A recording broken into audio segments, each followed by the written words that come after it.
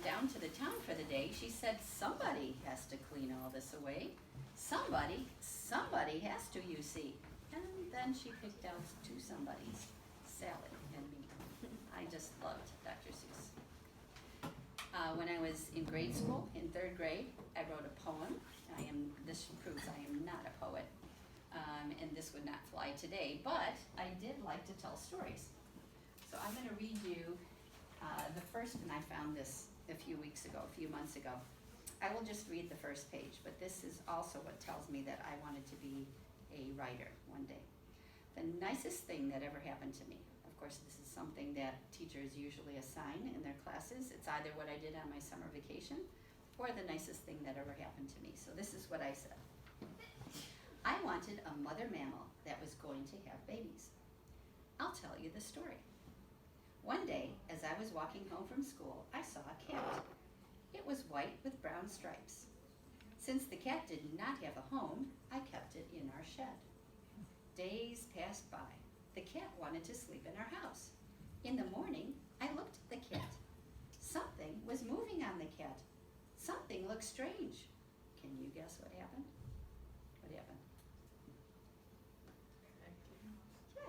Yes, the cat had kittens, 3 kittens, and I had a chance I won't read the rest of the story, but can you see how I loved to write stories and loved the dramatic?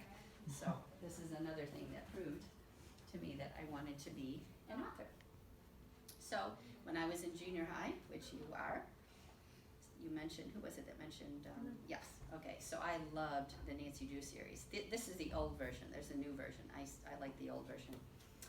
I would go, one summer, I would ride my bike to the library about 2 miles away, and I would pick up the first of the books. I'd ride home, read it that day or that night.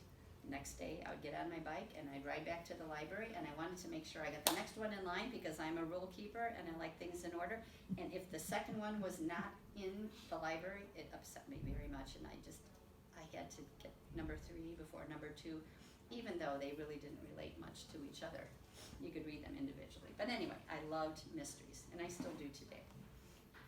So in my teen years, this is me when I was probably, 7th grade, I guess, I kept a diary of all the joys and heartbreaks in high school. Oh, this high school. Sometimes I was unimaginative, and I'd say, nothing special happened today. Do you think there are any days that nothing special happens? No, there's always something that's special about the day. If you've ever read Our Town, you'll discover that. That is a great book. And I did very little reading at that time. I was always running around here, there, hither, thither, and yon. But one thing I did a few weeks ago was to get out all my diaries from the past 50 years. And I stacked them all up.